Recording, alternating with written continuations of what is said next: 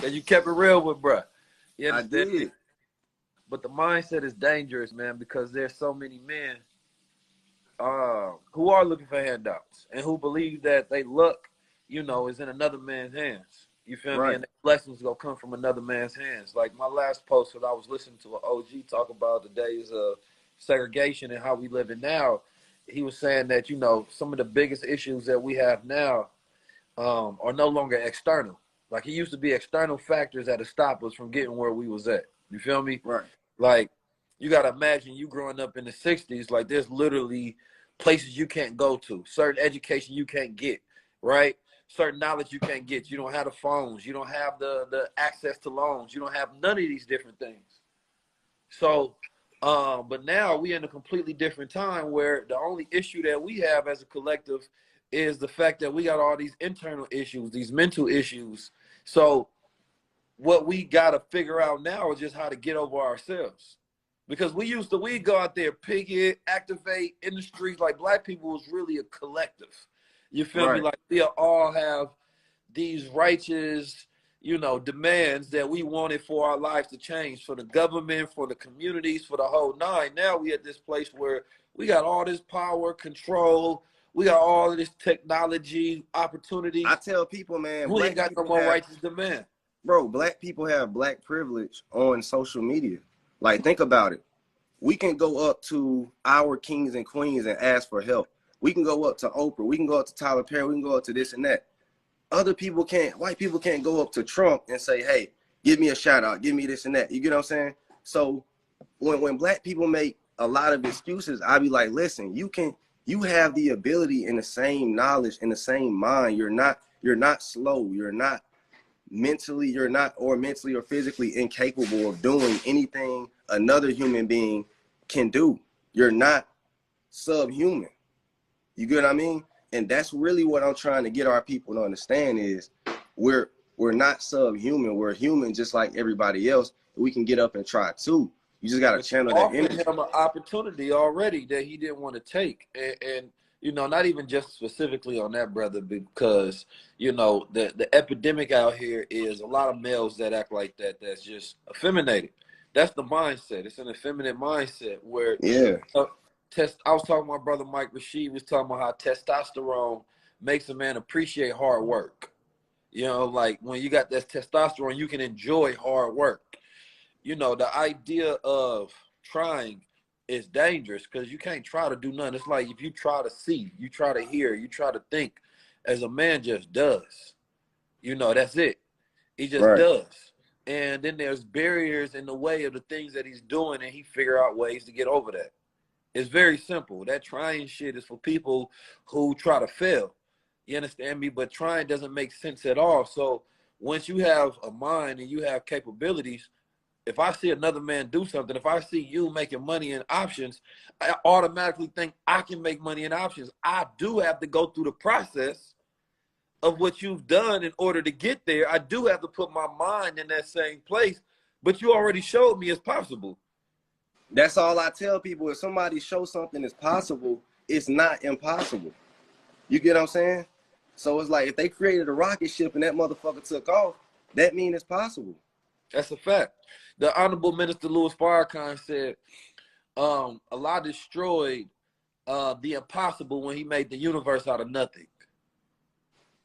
That's hard. That's a bar. So when I think about it, I say nothing is a good resource to have because, you can make anything out of nothing.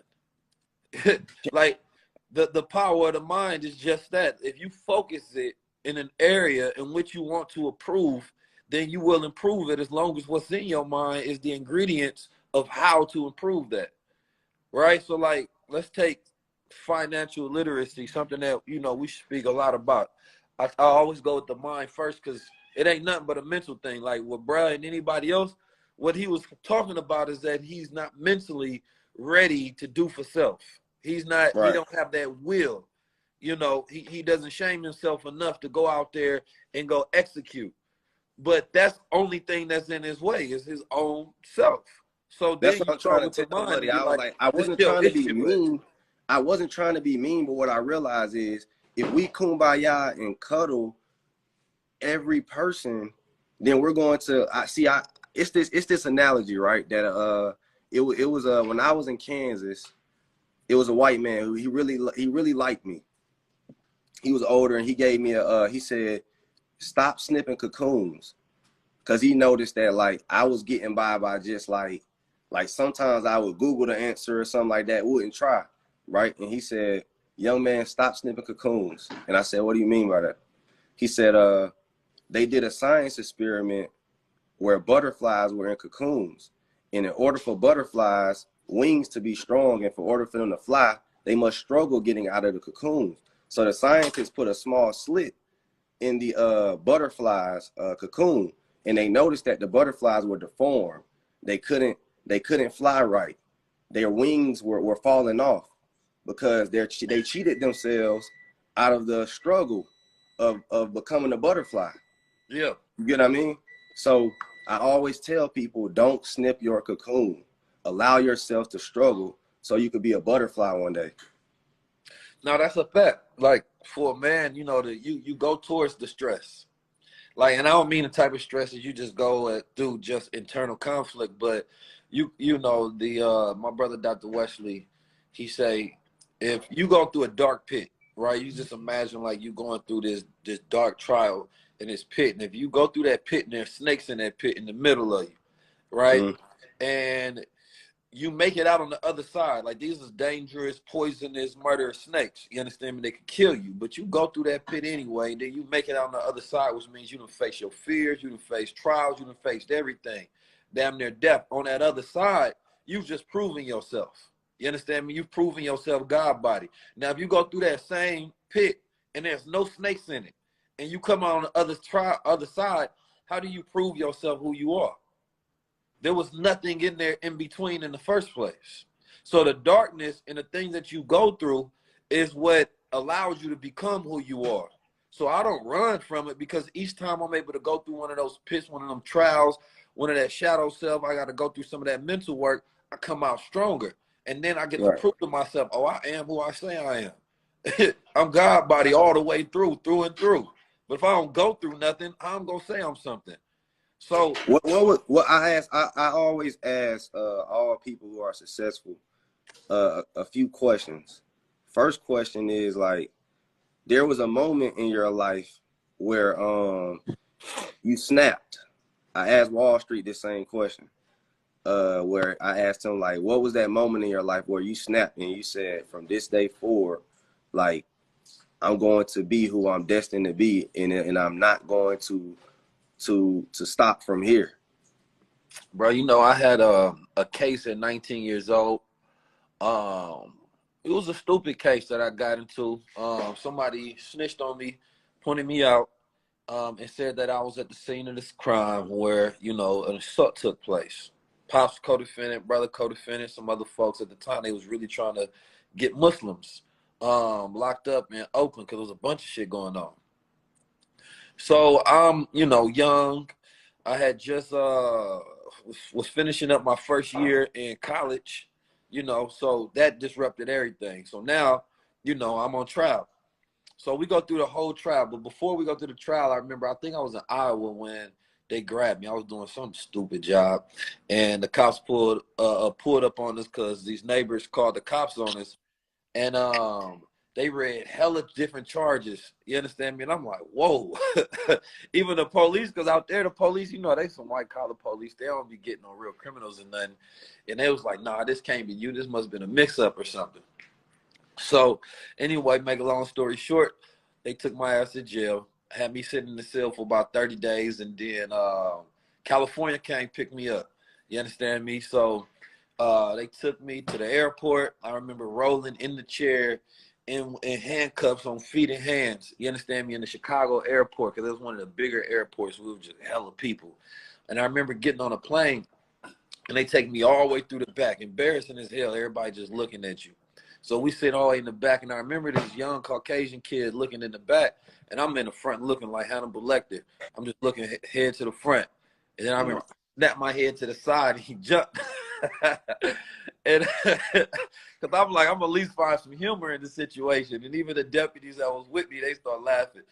But anyway, they dropped me off Alameda County in California, and I ended up getting bailed out, and we end up starting the trial. We go through the voir dire process where you pick your jury. It was a long, renderous process, very psychological, where you have to figure out who gonna lock you up and who's not. Who do you want to get kicked off? Who you don't want to get kicked off, right? And then I remember during that process, my older brother, he was locked up behind bars, already facing some other charges. So they didn't let him get bail. He had to go through trial through it. And I was reading this book when I was locked up, though. And this book was a storybook. And the storybook, man, I was able to imagine, it was like bank robbers. And I was able to imagine every character, put celebrities in their places. Like, it allowed me to become immersed in that world. And then after I read that whole book, I remember closing the final chapter, and then I'm still locked up. Now I got nowhere closer to my freedom whatsoever, right? But I just spent all of this time being entertained, literally while I'm imprisoned and going through one of the worst situations. So when I got out in Oakland, my older brother gave me a list of books to read, things that would actually help improve my mindset and help me deal with what we was going through in trial, right? Learn about law, philosophy, how to speak, how to strategize, a bunch of different things. So I read every one of those books that he suggested, and even more. I got really interested because, usually I would learn certain knowledges like that had to deal with my upbringing in Islam and the Honorable Elijah Muhammad books. I hadn't really ventured off into other fields of study yet. So once I started reading them books, I'm learning different things and tactics that I can use in court. So I tell my lawyer certain things that he should do in order to get certain motions filed. There was things that we can get dismissed in the case. Now, I get this fat, fumbling Flintstone guy. You understand me?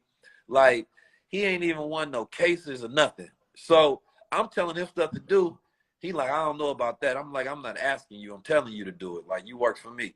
So he ended up doing it, and it works in court. And he looking at me surprised. I'm like, oh, man, my eyes are stacked against me. This dude don't know what the fuck he doing. Yeah. So anyway, we go through that whole court process, and it gets to the point where they got to read the verdict, which is the most gut-wrenching point of it all. And, they don't say 19 Keys, say my government name, not guilty, right, on all charges. So at that point, man, I felt like I got my life back again, right? Like, when you going through a situation like that, you can't determine your own future. You can't determine your future, so your vision is limited. It's limited beyond surviving these circumstances. Like, everything in my life was just leading up to that one point of hearing that verdict being read, not guilty. So I didn't have a future. I felt stressed. I felt anxiety. I felt old. I ain't even let my coworkers and people that was working with me during the time, they knew nothing of this. So they didn't know why I was stressing on a daily basis. But I felt older at the age of 19 than I do now. You understand me? And that wasn't my first time getting in trouble. I had been locked up probably another 10 times before that. Oh, so that's why you start with 19? Nah, it's not. But, that just happened to be the story when I was 19. I think when people 19 years old, they usually have some catalyst in their life that transition between going from I was in the military. I was 1 year in the military at 19. Yeah. I was a grown ass man. Yeah. You know what's crazy though? I almost age. What I know with a correlation between every story? Every Snap story starts with a man locking himself up, like isolation and self-educating for a long period of time. I noticed that you, me, and Wall Street all had those same things in common. All three of us. At the point of the point at which we snapped, it wasn't us going to get money first. It was education first. It was a long line of educating. That's what I did. I quit everything. To finish the point off, though, the point was this. I never, after reading those books and able to apply the knowledge that was in those books, I haven't read a novel or a fiction book since. I only read and took information that was applicable towards my freedom and my power, right? And once I did that, I went on a binge of just learning things that I could apply in real time. So no matter what I learned, I always figured out how is this applicable to my circumstances? How is this a resource for me to strategize? So when I pick up the books, I would learn something new, and then I'll be figuring out how can I use this today though. Not 30 years from now, not some just philosophical shit that I learned, even if it's for me to have a knowledge in a conversation with somebody I need to network with, but I can expose to them knowledge that they didn't think that a young mind like myself would have. They could be impressed by it. Now I got an entry to be able to deal with them. Like, that's how my mind started processing everything that I wanted to do. And there's way too many people that pick up knowledge to entertain their mind. You understand me? Instead of learn how to have more power over their circumstances. So from there, I looked at the situation. You know how many young males go through court cases and they plea out not because they're guilty, because they have a lack of knowledge and resources? It's somewhere 80 to 90%. So when I think about being the key in people's lives, my brother was the key in my life during that time. My pops and other different people that helped me through that circumstance. But a lot of people don't have somebody to help unlock that aspect of themselves that allow them to continue to be free and beat their circumstances. But I always said you can't be a God if you can't beat the devil. So that's one of the things I like to impart growing up in Oakland and St. Louis. There's a lot of people that ain't got nobody to administer a key in somebody's lives to be like, bro, do this to unlock that part of yourself. Do this to get you out this circumstance. Hey, dog, you want to know something crazy, down. though? You want to know something crazy? So literally, this was 2019. So I was living in Savannah, Georgia. I went through a terrible case, like kind of what you did, right? Where, but it was in the Army. So I never told this story ever, but I say it here. So what happened was, it's literally what you did. I was already getting to the money. Don't get me wrong. Like, I was in the midst of trading. I had already started this Instagram, you know, all this stuff. But I got into some big trouble with the Army because it was a sergeant. He asked me for help with investing, but like this was back in like the earlier that year. Yeah. And he said, in exchange for your help with investing, I will like make sure you don't go to no fields, make sure you don't deploy. If we deploy, all this stuff, you'll be free and you can run your business how you want to, right? So make a long story short, he said that in March. August come, the same guy who said that, who I was giving help to, learning how to invest, they were letting me kind of off work so I can focus on this. As long as I, you know, taught everybody how to invest, right? So that was the deal. So if people want to know how I was able to invest in the Army, it was because I networked and did that. Even though it was illegal, I'm out now. You get what I'm saying? Like, I did that. Don't get me wrong. Like, it's not illegal for me. I'm the lower ranking, so it's them who in trouble. They can only do what I allow. You get what I'm saying? So I could tell this story. So, while I was in the military, I was able to focus on trading because I was teaching my higher ups how to trade. And one day a higher up got mad because I guess he either just didn't want to do it or it wasn't working out for him. And he tried to get me in trouble for the same thing he let me off for, right? Yeah. But like, I started to go and talk to other officers because I was already well connected and I was kind of famous in the Army already. Because everybody was like, because I had bought this Camaro right here, as a matter of fact. This is what I bought at that time. Oh, you still got the same? Hell yeah, I do. That's the Don't play with me. Camaro now. Don't play with me. I still got that motherfucker. I bought this motherfucker, right? So this is the one I used to use to go and sham in the Army. So I was in the Army. I had the 2019 Camaro in 2019. So they already knew I was balling. And I bought my wife this car. Yeah. And she would drive it to her car, you know. So these were brand new. Looking clean. They looking clean up. Hell yeah. So I bought this for me. And I bought this for my wife. And then I upgraded that shit to this. So this hers now. Because I told her you can't be driving in that shit no more. So but anyways, Buddy wrote me 16 Article 15s. Right? 16 of them. So what's Article 15s? Article 15s are UCMJ. So it's one of the worst punishment you can get. But usually people only get one. You get what I'm saying? You get one UCMJ, but I set a record. This dude wrote me literally like 16, right? Yeah. And all of them were lying to a non-commissioned officer, which is a legal offense in the military, and skipping out work without permission, which is the guy who gave me the permission. So he thinks I'm stupid. He thinks like because I'm black, I'm not finna go I guess tell. But what happened was the first sergeant ended up being black, which was his leader. And she's from Decatur, Georgia, which is Atlanta. So I let her know, but I never spoke to her. Cause by the time she became first sergeant, I was damn near not at work trading. Yeah. You get what I'm saying? So like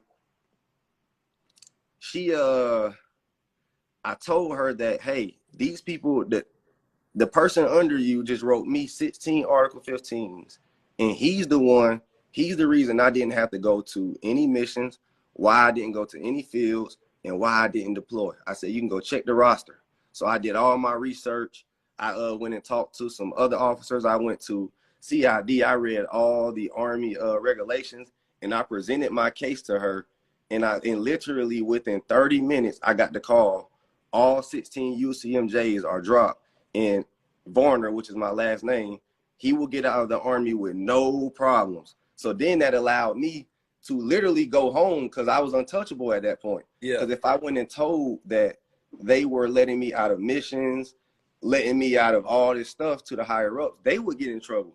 But I don't care because I'm a millionaire. So you guys care about your money getting taken. Yeah. I'm a millionaire already at this point while I'm in the military.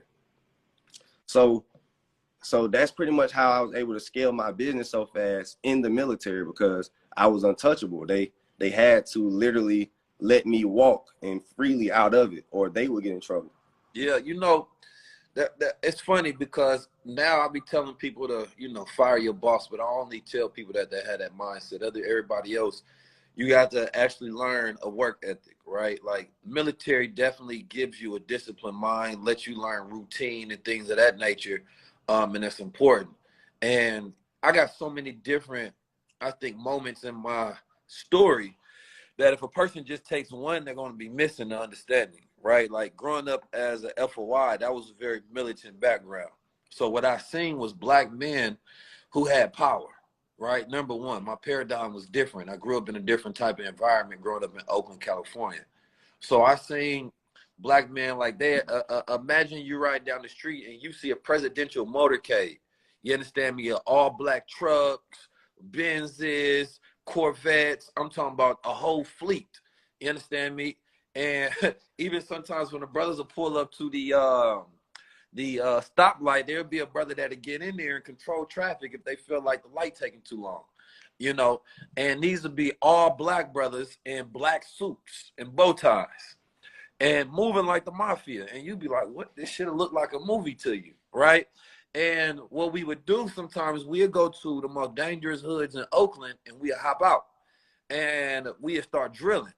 So we'd hop out right there on the scene and they would drill. Now, don't get me wrong. They had a relationship with all of the, top guys in those neighborhoods, but we were the militant ones. So, we have more power just because we have more organization and more men, most likely. And so we hop out, do the drills, and the drills were just to show them a difference of what happened when black men have discipline. And then the young brothers would look and the mothers would see the black man and be like, that scene on Malcolm X where they in front of the police station and then he do like this and everybody head move and how powerful that was. We'd do that every single week, right? We'd go to malls, we'd go through hoods, we'd go through different parts of the Bay Area. And it was such a powerful display because it's not like if we had social media today, this should probably go viral. And what year was this? If you don't mind me asking. 2006, 2007. I just want people to hear that so they'll know how long he's been practicing these mindsets and this brotherhood and all of that. So. Oh yeah. I got a video of me being a child speaking on the same things I talk about today. It's funny because when we talk about being in those snap moments, my issue was that, I was born into this, but, growing up in Oakland and California, you go get in St. Louis, you go get in the streets, and once you're in the streets, it derails you. But I always had the mindset because I had a duality of different backgrounds. So, but anyway, the point of that story was growing up seeing black men with power, also seeing them same black men and why they failed. I seen the ego, I seen the corruption, right? So I seen the good, bad, and the ugly. But I also seen the possibility that if a black man can come together with other powerful black men and create an organization, then I knew it was possible once I see social media and I see all these other things. I'm like, bro, you know, we could do the exact same thing. All we got to do is combine energies and powers together. So, you know, today we ain't got that same example. You can go to, you're not going to see it in that same light. Now, I do see some of the brothers out there in Chicago and Detroit and different places that do some of those demonstrations, but it's not on a national level. If nationally black men seen black men with power, and then what happened was is you can go to those same organizations, just get out of jail, and they give you a job. You might be sweeping the floor. You might be working in the bakery. You might be working security. But the difference is having that power to employ is key. Because a brother like that, we'd be like, all right, brother, you want a job? We're going to put you to the test. But you got to go through some military training. So the brother got to show up for Monday nights and train. You got to show up through the business meetings. But this is what I'm trying to say, though, with that. And you got to go through the boxing regimen as well. But this is how I felt, though, because this really gave me a perspective. We always want to reward the people who down bad.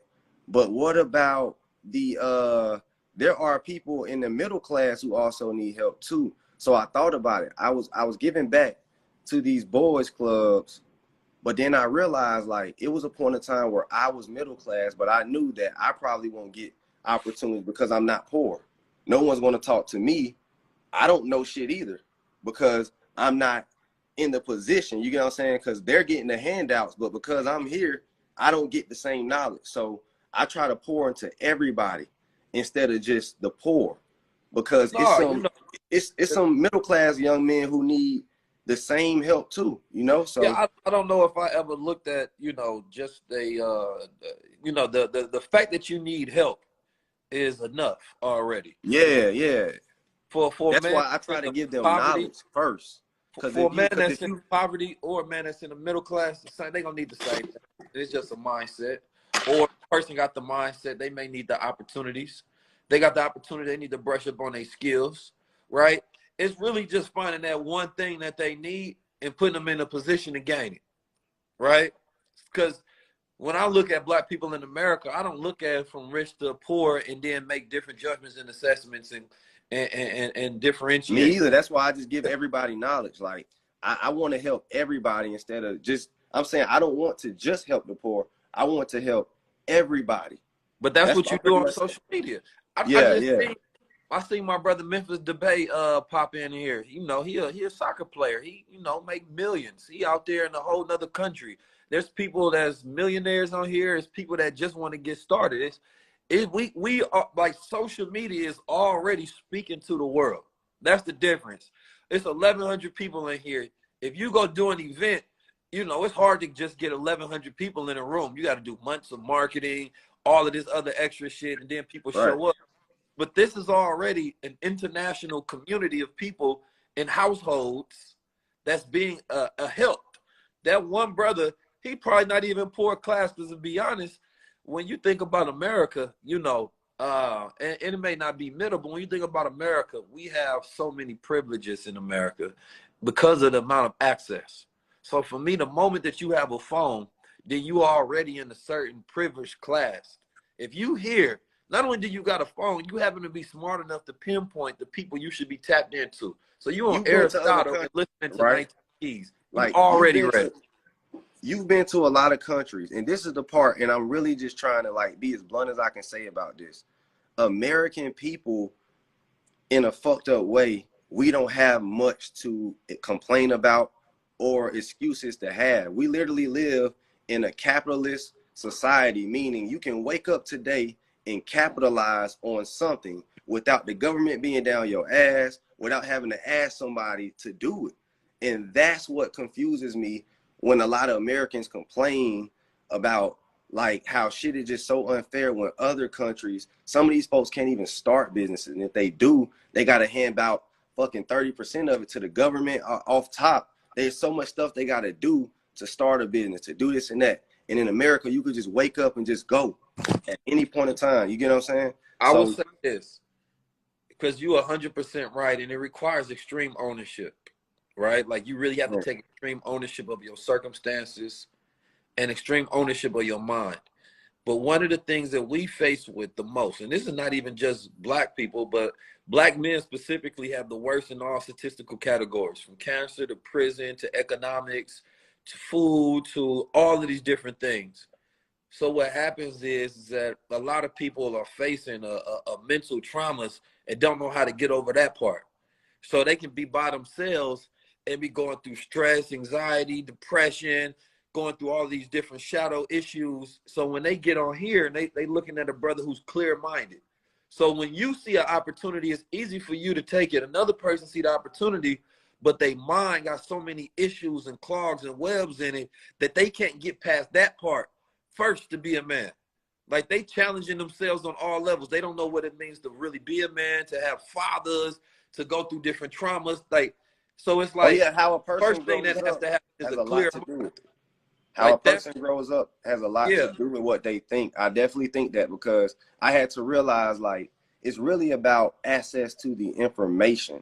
But like you said, with the cell phone, it's becoming like to a point where people are going to start saying there's no more excuses. You got It, Google, it, you it got isn't, the cell but it's phone. bad there though, right? Because the cell phone does two things.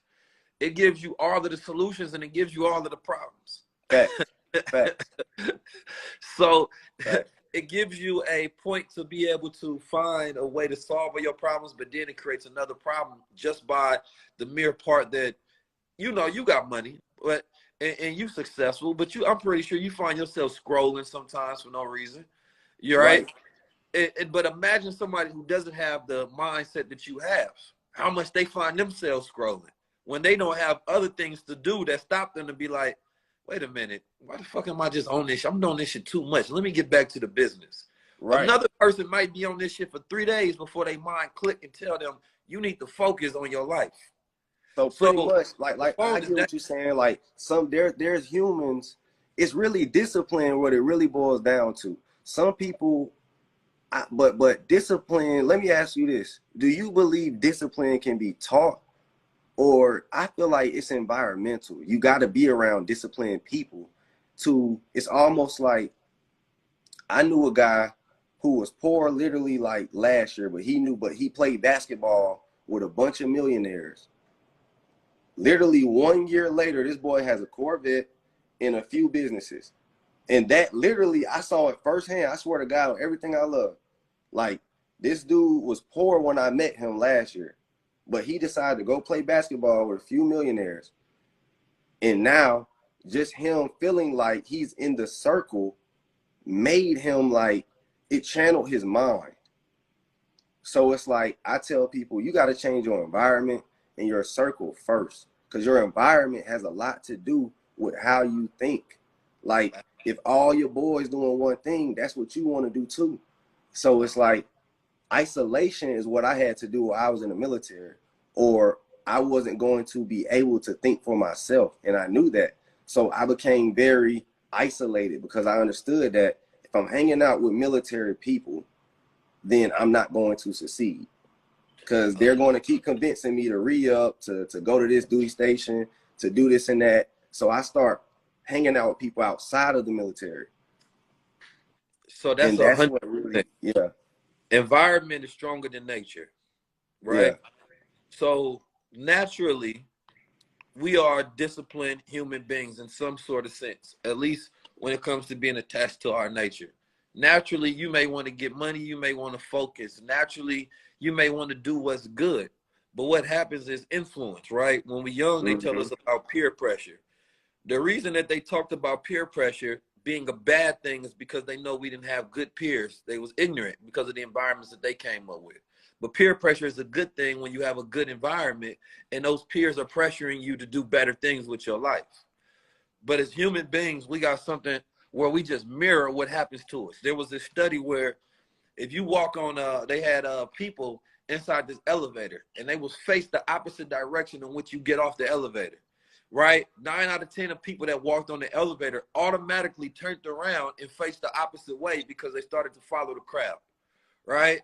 Because They learn the same thing in marketing, that we have automatic mirror neurons that mirror whatever our environment is doing, right? So if we see people going in the wrong direction, then we go in the wrong direction, right?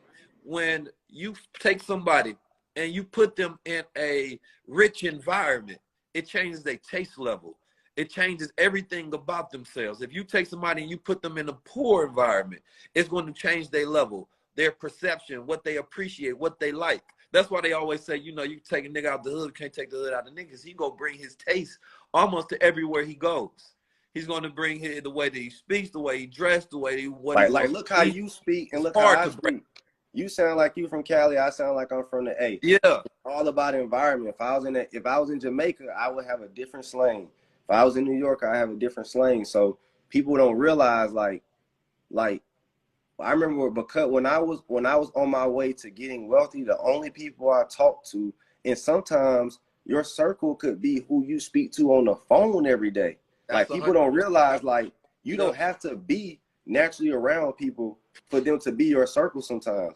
Like your environment is whatever you put your mind into. So it's not just your physical environment, which does have an actual effect on you, right? Yeah.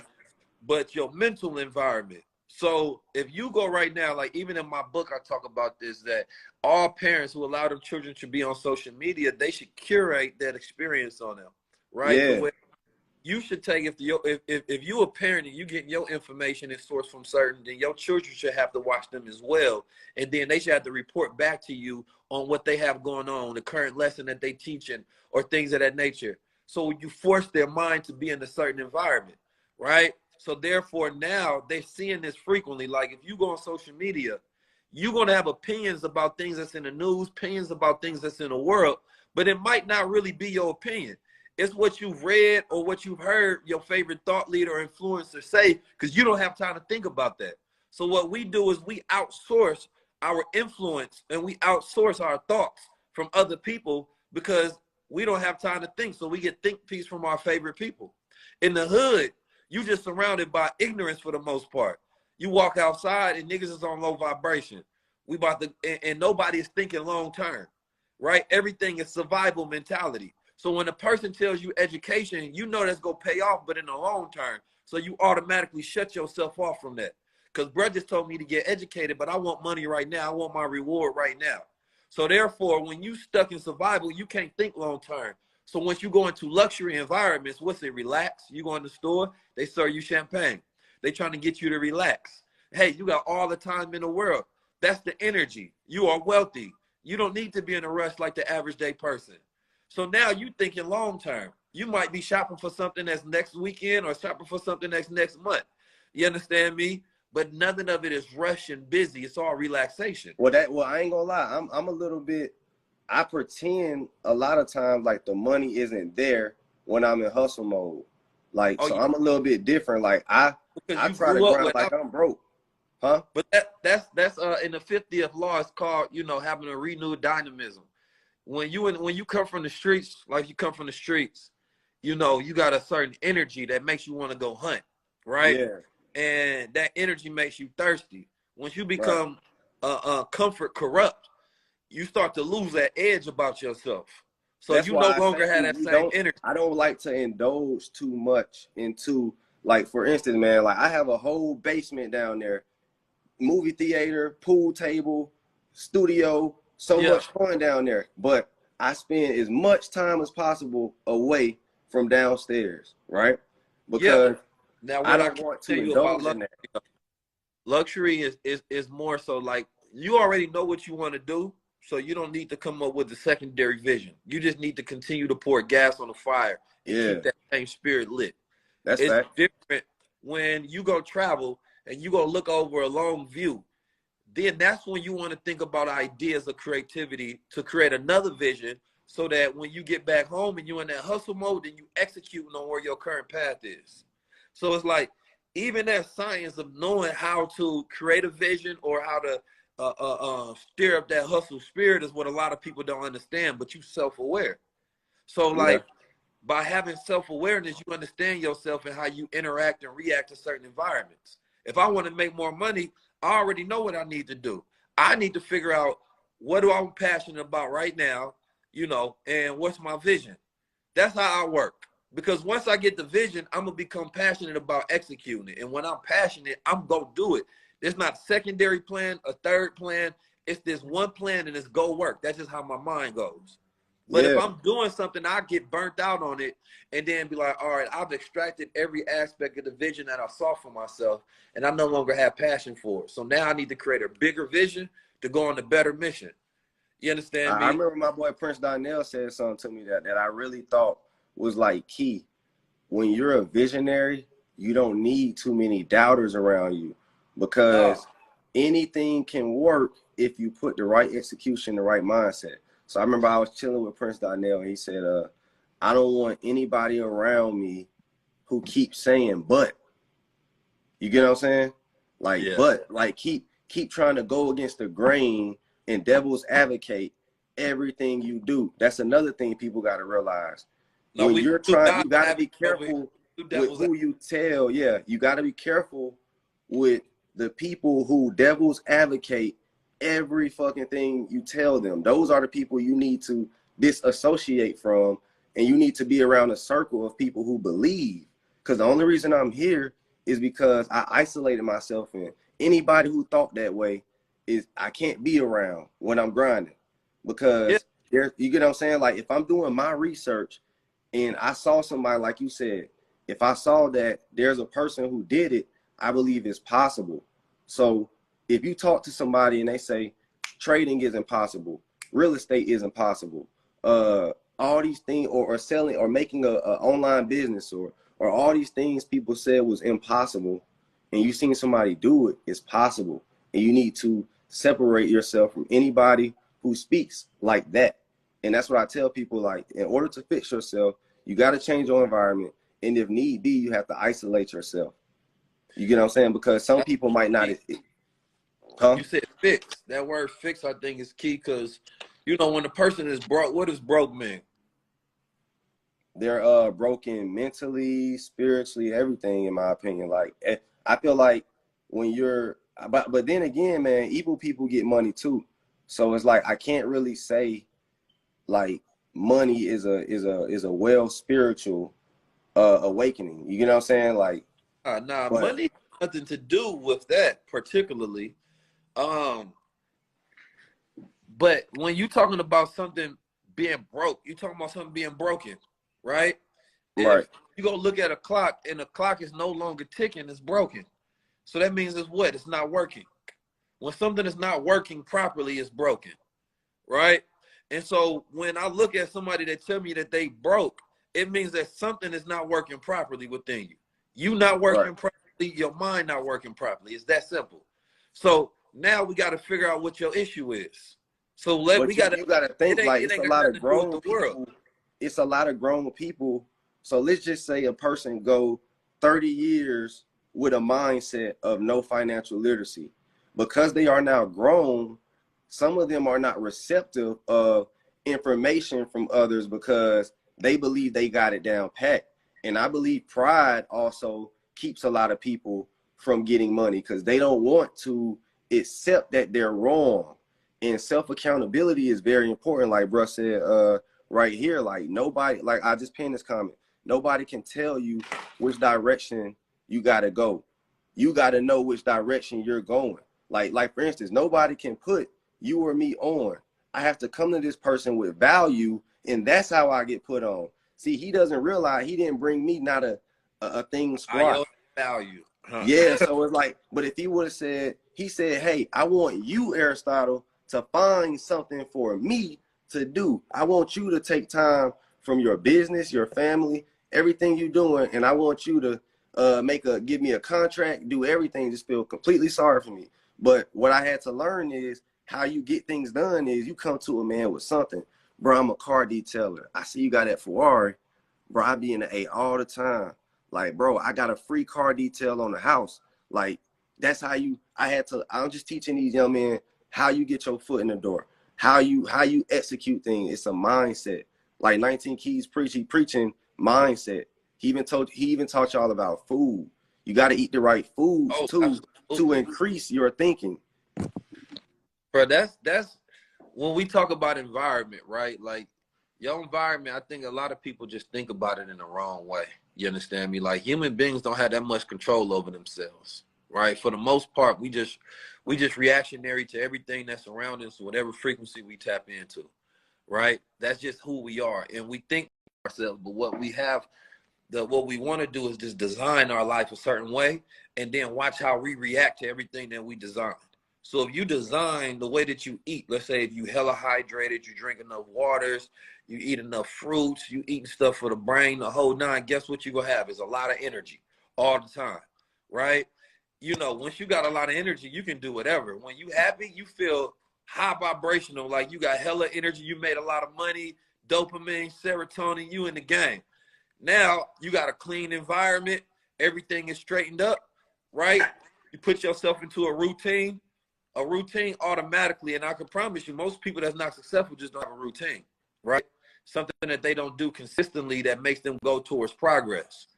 If you put a person, this is what I had to do when I wanted to go to another level, and I was surrounded by people who had more than me. Anytime you surround me by people who have more than me, I will gain the same that they have and or more. That's just That's how facts. that's who I am.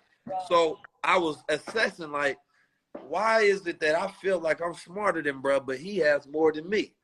So, and I realized it had nothing to do with intelligence, it had to do with his habits that he caught himself in. He in that money frequency. He know how to go about consistently do what he do to stay at the level he is. So You gotta the homie had got $40,000 check for speaking. So once he experienced that, he now knew how to reverse engineer and do it again. You feel me? Like the nigga done tasted 40 bands before. At the time, I hadn't. So I didn't know how to get it. I only know how to envision it. And I tried to put myself in that state of what it feel like. So instead I said, if he already did, why the hell am I trying to re-engineer the wheel? Let me just find out what bruh did, put it in my own twist. And what I realized first was that my routine was so damn off that I couldn't make no progress. So I had to change everything from, you know, doing my normal and then changing to going into my superior. Like every single person right now. like a war general. Bro, when you go to military, what they do, they give you a routine, right? I believe that's what I was saying. Like I run my business like the military structure. Like I believe everything you do, if you want to be successful at it, you got to think of yourself like a war general in a weird way. Like everything requires a strategy. Like So what does a war general do? Give them that breakdown. Because a lot of people think the war general is like a soldier, but he's not. Yeah. Like what he does is he creates the strategy and plan of attack. So it's like what I do is I sit back and I think, and that's what I learned about trading. I realized trading is nothing but like war. You need in war, what do you need? You need a ship, a tank, soldiers, all these things. So I look at my high probability setups as my weapons. Yeah. And then in war, what do you need? You need strategy and discipline. You can't just go out there and go and send all your troops in the open. You might need to flank around. You might need to go through a mountain. You might need to, you get what I'm saying? So it's like, that's how I compare anything you want to do.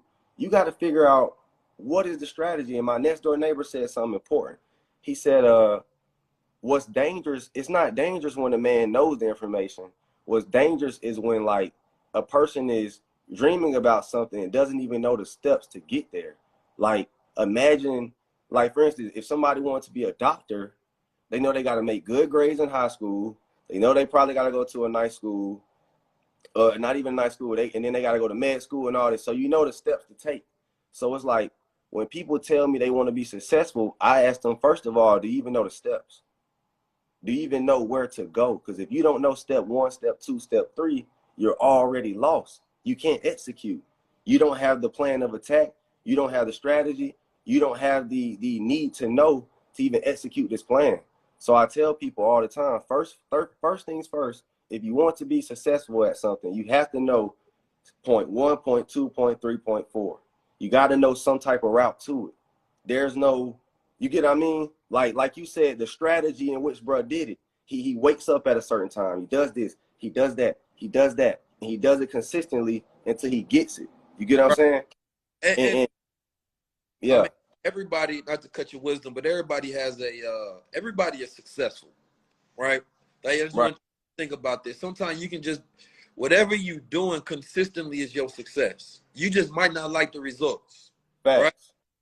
So imagine if I wanted to keep myself broke, I would follow the habits of a broke man.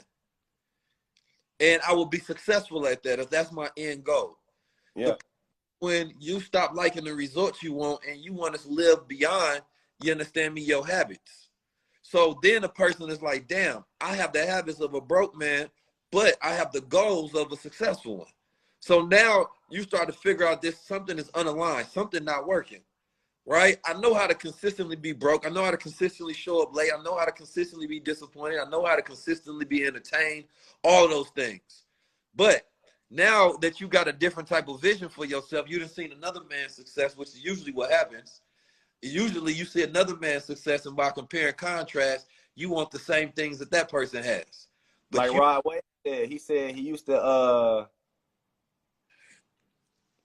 do something until he said he seen dudes come through with 22s and booming speakers. He used to want to be successful in one of his songs, so he seen people come through the hood with the nice cars and right. all that. I feel like you seen that, I seen that. But That's the like, well, we were growing up, the successful people were who in the black community? shit, the drug dealers. And the football player, basketball player. And you know, of course, I when I was in Oakland, it was businessmen, right? So I seen businessmen, the black Muslims, they had money, they had businesses, schools, security companies, the whole nine. But in the hoods of St. Louis, it was just purely the drug dealers. You understand me? The homies, they ride down the street sometime and just throw money out the car. You understand me? And we I watched the documentary on your not on you, but like before I even met you, like years ago, like on people. I mean, I don't mean to be offensive, but they said survive. You know, people made a documentary saying surviving. I guess the brotherhood or something like that. the And bake huh? the bakery. It was something about it, but nah, it was like something about that, right? And they did mention St. Louis and Oakland a lot in that documentary. I remember it. I don't remember. I don't know that one.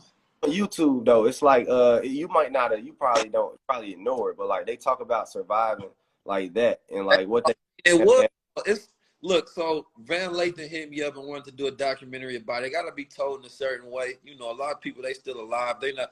You know, they not gonna like the truth. You know, a lot of people don't. It's like it is what it is, though. You know, when you go through a situation, you got to make sure that you solid. Like no reflection of what another man does have anything to do with me. But when a person does something corrupt and you still stand behind that man, you understand me? Then that's when you are now a guilty party of that as well, right?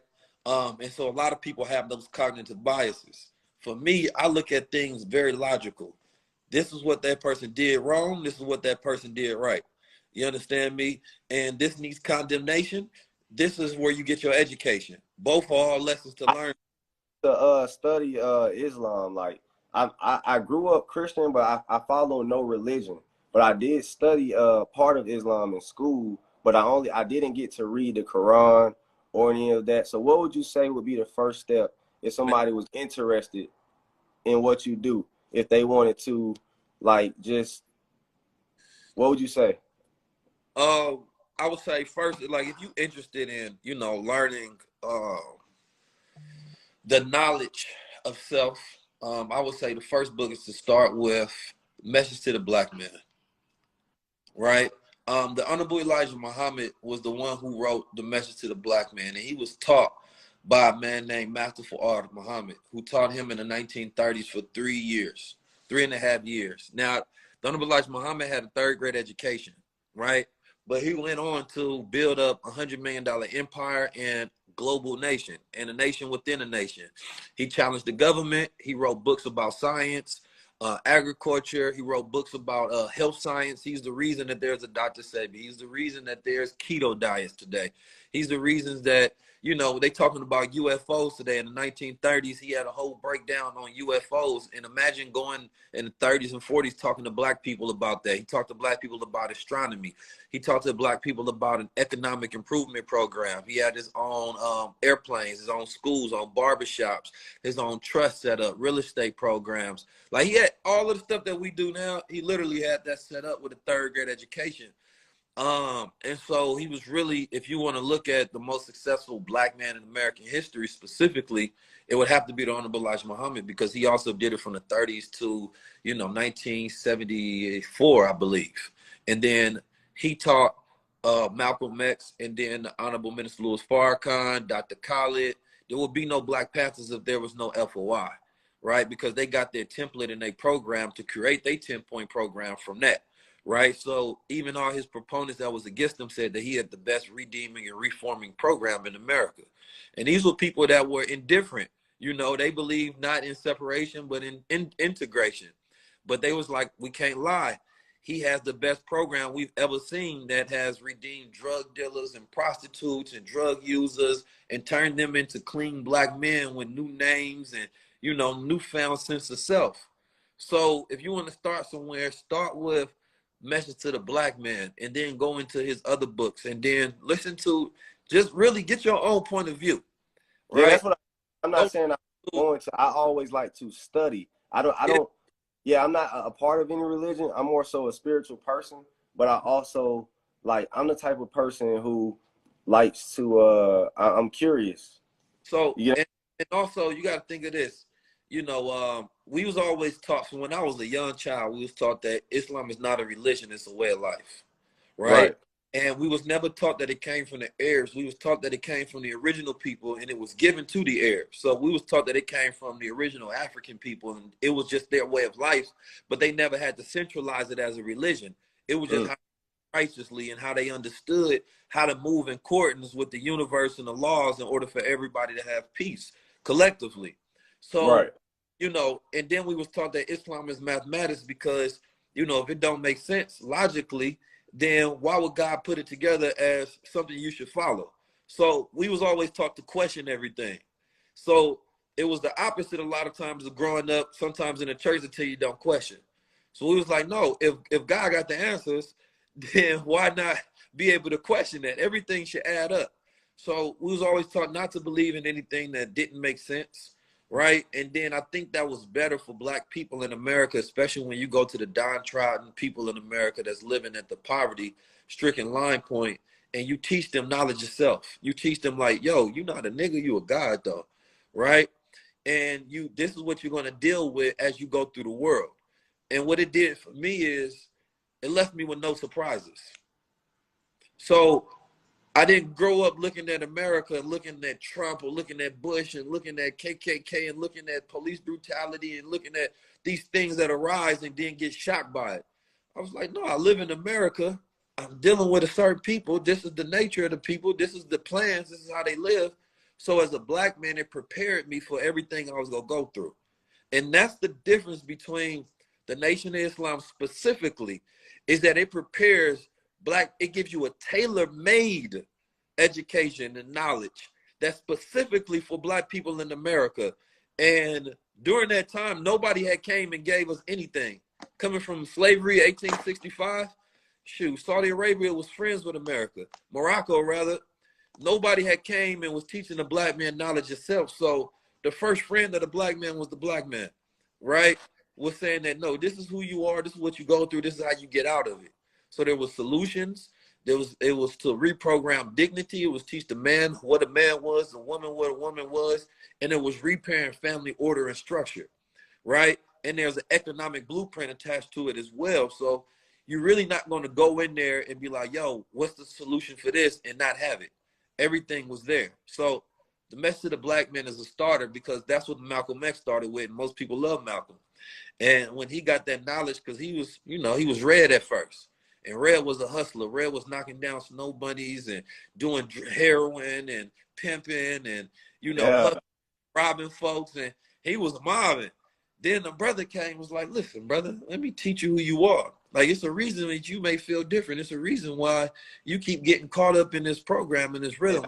I love Malcolm X, man. Like Malcolm, what I liked about was for one, the way he talked.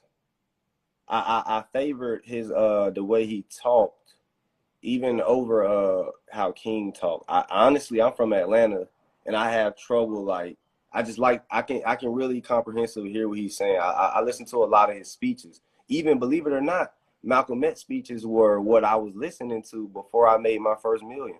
I would only listen to speeches from powerful people. So I would go hear I would watch Malcolm X speech. I watched every last one of them. I was intrigued by him. Farrakhan, I watched some speeches of him. Tell you. So like, this is what I believe when we think about ancestors. I don't believe in picking which one. I believe in grabbing free. All of them, yeah. That's what I did.